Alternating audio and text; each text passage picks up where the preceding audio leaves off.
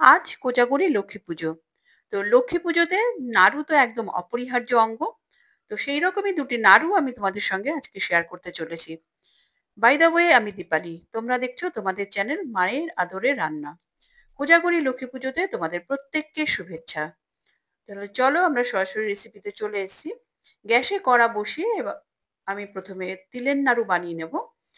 তিলের নাড়ুর জন্য আমি এখানে নিয়ে নিয়েছি 250 গ্রাম সাদা তিল।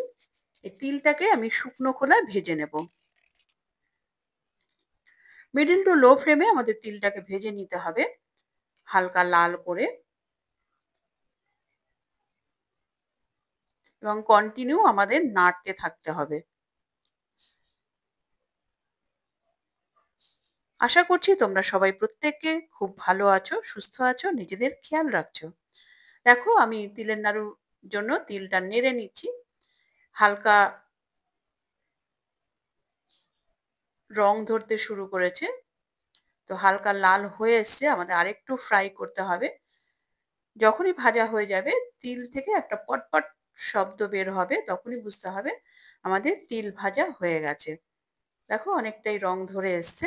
আমি কন্টিনিউ নাড়িয়ে যাচ্ছি, কন্টিনিউ আমাদের নাড়তে থাকতে হবে মিডল টু লো ফ্লেমে।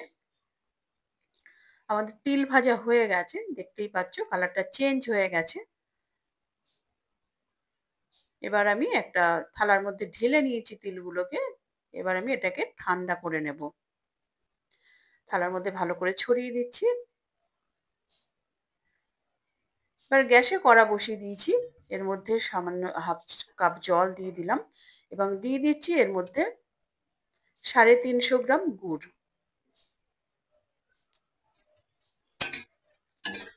সরি, 350 না, এটা 300 গ্রাম। Extremely sorry. তো জলের মধ্যে আমি গুড়টা দিয়ে ভালো করে মেল্ট করে নিয়েছি এবং আমাদের কন্টিনিউ নাড়তে থাকতে হবে মিডল টু হাই ফ্লেমে। গুড়টা একদম টকবক করে ফুটছে, আমাদের কন্টিনিউ কিন্তু নাড়তে থাকতে হবে। গুড়ের পাকটা ভীষণ ইম্পর্টেন্ট, তো এইভাবে আমাদের কন্টিনিউ চালাতে থাকতে হবে। তোমরা রেসিপিটি দেখতে দেখতে যারা চ্যানেলে প্রথম এসো তারা চ্যানেলটিকে সাবস্ক্রাইব করে সরি, বেল আইকনটি প্রেস করে রাখো, যেন পরবর্তী নোটিফিকেশন সবার আগে তোমার কাছে পৌঁছায়। দেখো, আমি কিন্তু কন্টিনিউ নেড়ে যাচ্ছি। এইভাবে নাড়তে নাড়তে আমাদের গুড় তুলে দেখতে হবে গুড়টা রেডি হলো কিনা। গুড় যদি রেডি হয়ে যায় তাহলে একটা সরু সুতোর মতো আঁশ বেরিয়ে আসবে লাস্ট ড্রপের থেকে। আমাদের এখনো রেডি হয়নি, তো আমরা আরেকটু নেড়ে নিচ্ছি মিনিট খানেক। গ্যাসটাকে লো করে দিয়ে আমি নাড়ছি। দেখো, এবার দেখে নাও আমাদের গুড়টা রেডি হয়ে গেছে। দেখছো লাস্ট ড্রপ থেকে কেমন সুতোর মতো বেরিয়ে আসছে। তো আমাদের গুড়টা রেডি হয়ে গেছে। এবার আমি ভাজা তেলটা সরি এর মধ্যে দিয়ে দিলাম। আমি গ্যাসের ফ্লেম অফ করে দিয়েছি। এবার গুড়টার মধ্যে আমি তেলটা ভালো করে মিশিয়ে দিচ্ছি নেড়ে নেড়ে। ভালো করে আমাদের তেলটাকে মিশিয়ে দিতে হবে গুড়ের সঙ্গে।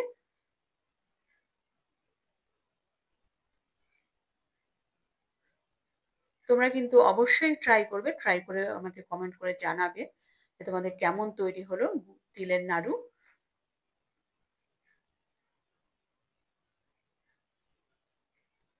মেশানো হয়ে গেছে। এবার আমি খানিকটা থালায় ঢেলে নিচ্ছি। থালায় ঢেলে ঠান্ডা করে নেব খানিকটা। অল্প গরম থাকতে থাকতে আমাদের নাড়ুটা পাকিয়ে নিতে হবে।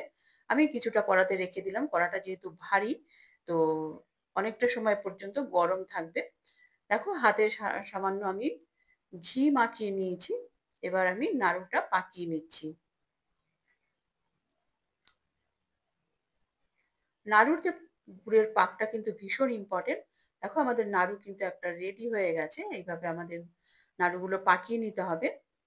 আমাদের একটা হয়ে গেছে। এবার আমি বাকিগুলো এইভাবে নাড়ু পাকিয়ে নেব এবং হাজবেন্ডকেও ডেকে নেব আমাকে হেল্প করার জন্য। তোমাদের যদি আশেপাশে এরকম হেল্পের জন্য কেউ থাকে তাহলে তোমরা তাদেরও সাহায্য নিতে পারো। তাহলে গুড় নাড়ুগুলো তাড়াতাড়ি তৈরি হয়ে যাবে।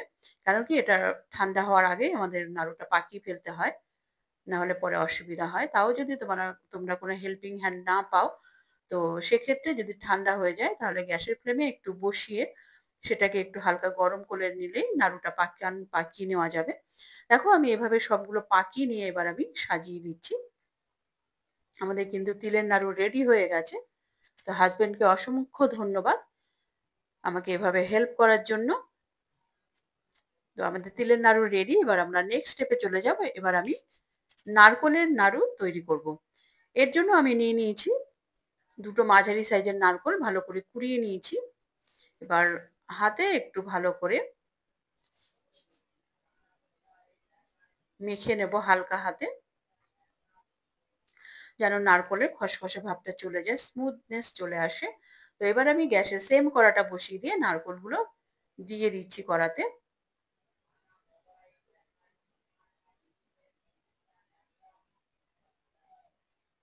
এবার আমি হালকা একটু ফ্রাই করে নেব মিডল টু লো ফ্লেমে, তাহলে নারকোল নাড়ুর ফ্লেভারটা খুব ভালো আসবে।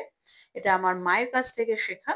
তোমরা এইভাবে একবার ট্রাই করতে পারো, শুকনো খোলায় একটুখানি হালকা ভেজে নিতে পারো, তাহলে কিন্তু টেস্টটা কয়েক গুণ বেড়ে যায়। তো আমাদের মিনিট খানেক আমি ভেজে নিলাম মিডল টু লো ফ্লেমে। এবার আমি গুড় দিয়ে দিচ্ছি। দুটো মাঝারি সাইজের নারকোলের জন্য আমি এখানে 500 গ্রাম গুড় ব্যবহার করব, আখের গুড়। তো গুড়টা আমি খানিকটা দিয়েছি, পুরোটা একসঙ্গে দিইনি। তো আমি অল্প অল্প করে দেব আর নারকোলের সঙ্গে মেশাতে থাকবো। ভালো করে মিশিয়ে দিচ্ছি নারকোলের সঙ্গে, গুড়টা মেল্ট হচ্ছে। এবার গ্যাসের ফ্লেমটা হাই করে দেব, যেন গুড়টা তাড়াতাড়ি মেল্ট হয়ে যায়। এবার আরো খানিকটা আমি গুড় দিয়ে দিচ্ছি এর মধ্যে। এবার আবার এই গুড়টাও ভালো করে নারকোলের সঙ্গে মিশিয়ে দেব।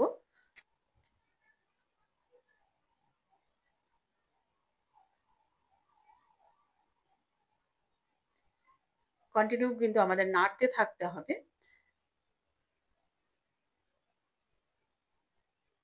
গুড়টা দেখছো অনেকটাই মেল্ট হয়ে গেছে। তোমরা কিন্তু অবশ্যই ট্রাই করবে। এবার আমি বাকি গুড়টা এর মধ্যে দিয়ে দিলাম, দিয়ে ভালো করে নারকোলের সঙ্গে মিশিয়ে দিচ্ছি।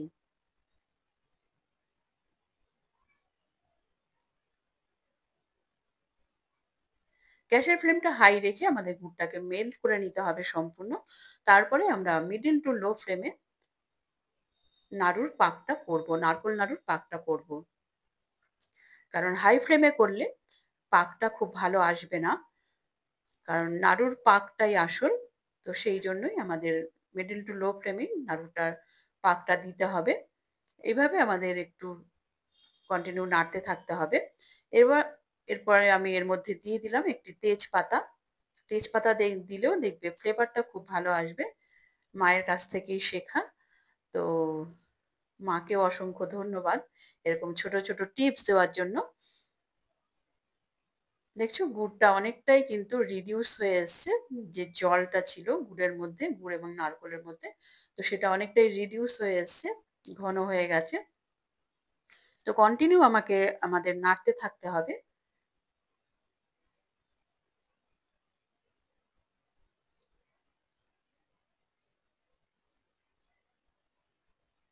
দেখো অনেকটাই কিন্তু আমাদের শুকনো হয়ে এসছে।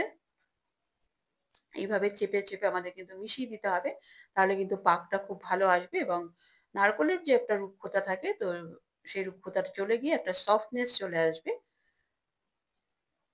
আমাদের কিন্তু কন্টিনিউ নাড়তে থাকতে হবে।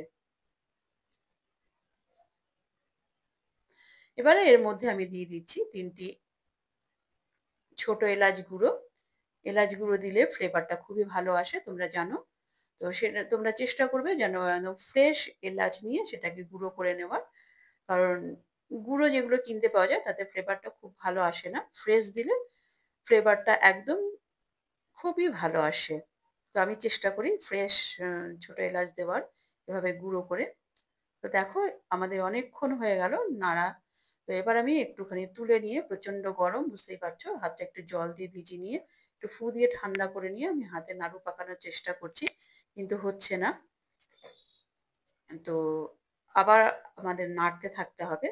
এভাবে নাড়তে, নাড়তে আমাদের মাঝে, মাঝে চেক করে নিতে হবে যে পাকটা ঠিক হলো কিনা। তো আমাদের কিন্তু নারকোল নাড়ুর পাক আসার জন্য ১৮ থেকে ২০ মিনিট লেগে গেছে। মিডল টু লো ফ্লেমে নাড়ুর পাকটা আসার জন্য। হাই ফ্লেমে একদমই করা যাবে না। তাহলে কিন্তু নাড়ুর পাকটা তো এসে যাবে, কিন্তু সেটা কিন্তু শক্ত হবে না। একদমই নরম থাকবে ভেতরে। তো সেটা কাম্য নয়। দেখো আমরা আরো ২ মিনিট নাড়ার পরে আমি আবারও চেক করে নিচ্ছি। দেখছি নাড়ুর পাকটা প্রপার এসছে কিনা। খানিকটা এসছে। কিন্তু দেখো একটু চাপ দিলেই কিন্তু ভেঙে যাচ্ছে। সাইড দিয়ে ফাটল ধরে যাচ্ছে। সুতরাং আমাদের পাকটা এখনো রেডি হয়নি। আমাদের আরো মিনিট ২ নাড়তে থাকতে হবে কন্টিনিউ। একদম লো ফ্লেমে করে দিয়েছি আমি গ্যাস। লো ফ্লেমে আবারও খানিকটা নেড়ে নিচ্ছি। নেড়ে নেওয়ার পর আমি আবার চেক করছি, দেখছি নাড়ুর পাকটা এসছে কিনা। প্রচন্ড হাই টেম্পারেচার, একটু ফু দিয়ে ঠান্ডা করে নিয়ে হাতে একটু জল প্রেস করে এভাবে নাড়ুর পাকটা দেখে নিতে হবে। দেখছো এবারে কিন্তু প্রপার পাকটা এসে গেছে। চাপ দিলেও কিন্তু ফাটল ধরছে না। আমাদের নাড়ুটা কিন্তু প্রপার পাক এসে গেছে। এবার আমি এটা একটু নাড়াচাড়া করে নিয়ে নামিয়ে নেব। নামিয়ে একটা থালাতে আমি ট্রান্সফার করে দিচ্ছি কিছুটা অংশ, এবং কিছুটা আমি কড়াতেই রেখে দেবো। কারণ কড়াটা প্রচন্ড ভারী, অনেকটা সময় পর্যন্ত গরম থাকবে। থালাতে আমি ছড়িয়ে দেওয়ার পরে হালকা একটু ঠান্ডা করে নিয়ে এবার আমি নাড়ুর পাকটা নাড়ু পাকিয়ে নেবো এবারে। হালকা হাতে প্রেস করে এভাবে, দেখছো ২ হাতের সাহায্যে গোল পাকিয়ে নিচ্ছি। নাড়ু আমাদের রেডি। নাড়ু আমাদের রেডি, দেখছো কত স্মুথ হয়েছে। এবার বাকিগুলোকেও এবার আমি নাড়ু পাকিয়ে নেবো এভাবে। দুটো রেসিপি একসঙ্গে শেয়ার করার জন্য ভিডিওটা একটু লেন্দি হয়ে গেছে, তার জন্য সরি। আমারই একটু ভিডিওটা বানাতে সময় লেগে গেছে, দেরি হয়ে গেছে। তার জন্য এক্সট্রিমলি সরি। তো তোমরা এভাবে ট্রাই করতে থাকো নাড়ু, তিলের নাড়ু এবং নারকোলের নাড়ু ব্যাক টু ব্যাক আমি তোমাদের সঙ্গে শেয়ার করলাম। ট্রাই করে আমাকে কমেন্ট করে জানাবে তোমাদের কেমন নাড়ু তৈরি হলো। জানতে পারলে আমার ভীষণ ভালো লাগবে। এইভাবে আমি পুরো নাড়ুগুলো পাকিয়ে নেব, অবশ্যই হাজব্যান্ডের হেল্প নিয়ে। কারণ মেয়েরা এখনো ঘুমোচ্ছে, মেয়েরাও হেল্প করে থাকে। তো আমি সকালবেলা ভিডিওটা করছি। তো মেয়েরা এখনো ঘুমোচ্ছে। তো এবার আমি সমস্ত নাড়ুগুলো পাকিয়ে ফেলেছি হাজব্যান্ডের হেল্প নিয়ে। হাজব্যান্ডকে অসংখ্য ধন্যবাদ। তো রেসিপি দুটি যদি তোমাদের ভালো লাগে লাইক করে দিও, শেয়ার করে দিও, এবং পরবর্তী এপিসোডে আবার দেখা হবে। নমস্কার, ধন্যবাদ।